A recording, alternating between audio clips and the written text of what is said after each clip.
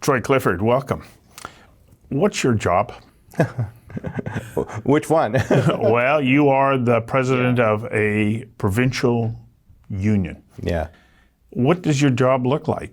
Wow, that's a loaded question. So I'm the provincial president with the ambulance paramedics and emergency dispatchers of BC. And what is that? That's the union, the traditional union that represents 4,600 paramedics and dispatchers across BC in every corner, right from Atlin to downtown East Side to Victoria to Port Hardy to Fernie. Every corner of the province, every level of paramedic, every level of dispatcher and call taker, that's us. So that's a lot of people. Okay, that's the union, but what do you do for them? Like, what does your day look like? Yeah, we're also the profession in BC. So we're the Paramedic Association of BC, or of Canada, the BC chapter. So we do both sides of things. That's why you see me talking about this stuff. What do I do? What does my day look like? So I'm a 35-year paramedic. That's what I identify as. And I do this as advocacy for my profession. My job is a lot of things. We do the traditional roles. I lead an organization that represents those members.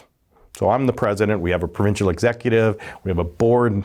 We have representatives in every sort of specialty area, safety, all that sort of. So I oversee that whole board. The board. Do you also have an office and office staff that you have to manage? Yeah. Okay. Yeah. So we have a provincial executive. We have our headquarters in Richmond. That's where our provincial office is, and that's where we're based when we're there. But I'm all around the province every day. Like I mentioned in a previous discussion, just I'm meeting with municipality government, locals, doing our traditional lobbying of governments. Next week I'm in Ottawa, lobbying the Parliament for national regulations and service delivery stuff. So big job of mine is advocacy, media relations. Raising our profile, advocating for resources, service delivery, better patient care, wellness for our members psychologically and health, and anybody that'll listen. But also, supporting our paramedics, being out there and really being seen as the face of the ambulance service.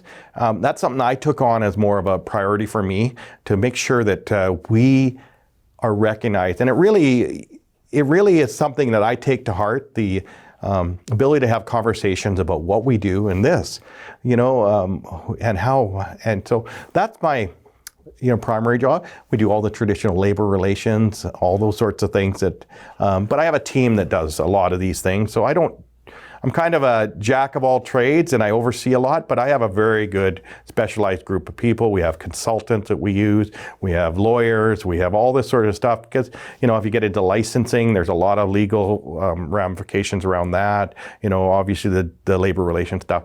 But I think the biggest thing that I do really that I'm proud of is that advocacy for the profession, the people, the paramedics, and our patients. A bunch of P's.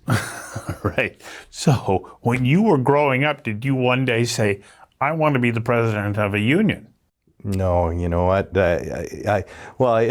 You'll laugh at this story. I grew up in a very SOCRED house. So when I got involved in the ambulance service... Those who don't know what a SOCRED is, they are kind of what BC United is today. Yeah, they're more on the right side of the political spectrum. And we had signs on the lawn, and I knew nothing about politics. You are what your parents are, right? But I got into the ambulance service, and we weren't even unionized when I got in 36 years ago. So what happened was, there was a bunch of scheduling issues, simple stuff. And I went to the boss in the station and said, hey, you're not giving the shifts fair. You're giving them to all the old timers that have been around forever, and us young guys are getting nothing. We're getting the scraps. That's just wrong. And so you stand up for what's right. So in a nutshell, that's what I did. And that was the journey of my advocacy and represent. I want people to be treated right and fairly. That's what drives me. I want people to have, and so I don't see myself as left, right, or anything like that. Obviously, I believe in social justice, all these sorts of things, and I really am passionate about due process and fairness and all those sorts of things. So that's why, and most paramedics are that way. We've kind of taken a path of apolitical. We support those that support us, that really believe in what we do, the profession, patients, and paramedics. And And that's what I've carried through my long career to get to the point where at the end of my career, they asked me to, oh, you should think about running for president when there was, and I didn't do this to get into that role. And then some people really advocated for me to really consider it. And I thought at that point, that was 4 years ago now, I thought, you know what? I have a duty to do this. I've been around a long time and I feel an obligation to do it. And that's why I took it on, is that I felt I could make a difference. And I believe I have. I really believe I have. And I've carried that passion, my love of our job, our profession, our patients, but most of all, I love our paramedics and dispatchers. And I still work on car. I just worked yesterday and the day before I worked on car. I do 4 or 5 shifts a month. Clinically, I love teaching patients or looking after patients and helping people. And it really grounds me to still have my roots back to being a working paramedic. Okay, but you are a paramedic. You're standing up for what you believe in. Somebody says, well, why don't you take that leadership role? Leadership is a quite an interesting skill set to have. Mm-hmm. And you didn't do anything in preparation for it because you weren't anticipating that you were going to wind up there.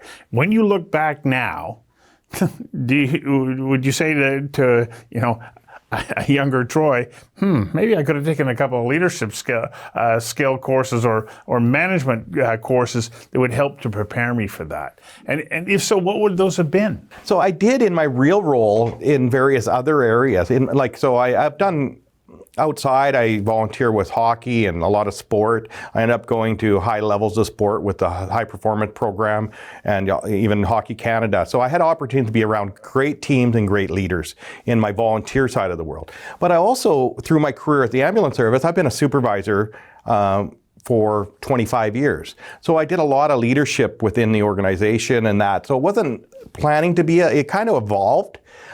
So in thinking back, I didn't really plan to do it, but a lot of things that I did in my career sort of set me up for that. I volunteered or stepped up in the ambulance service, did pretty much every role except for president. And so I already had those experiences, but I never did it because I was striving to be a leader or striving to get to be president. And I think that's probably different than a lot of people. I never seen that as a path I wanted to. I was happy being the 2IC or supporting somebody doing that. And then when I got sort of to the point where it did. So I think I did unplanned do things throughout my career. And I think that's lended to where I got to now, where I think I feel I'm a humble leader. It's kind of even a little hard to say that. I don't see myself in that sense. I see myself as just that advocate, that person that's passionate about the job, the profession, and the people. And then when people say, well, you're a great leader or whatever, I'm like, I'm actually uncomfortable with that. Yeah. Because I never seen myself in that light. And it's hard sometimes I even get a little flustered right now thinking about it. But, now I've been doing it a few years and I recognize that there's an expectation that comes with the role. And I'm actually proud that I've been able to make a difference. I believe I have. The feedback I get is that. And I think we've set the ambulance service, regardless of how long I do this, my plan is to stay a couple more years and hopefully have somebody to pass the torch to that can carry on that. But I really believe in it. So here's a question. In the union environment, when you rise to that position of leadership, do you have to have had a career in that profession to be the appropriate representative of the union? And I ask that because, there's a lot of businesses that say, well, we're going to get somebody from a completely different kind of business, but we're going to bring them in. They understand business and management and whatnot. They can fit in here. But they might be manufacturing products or doing something else.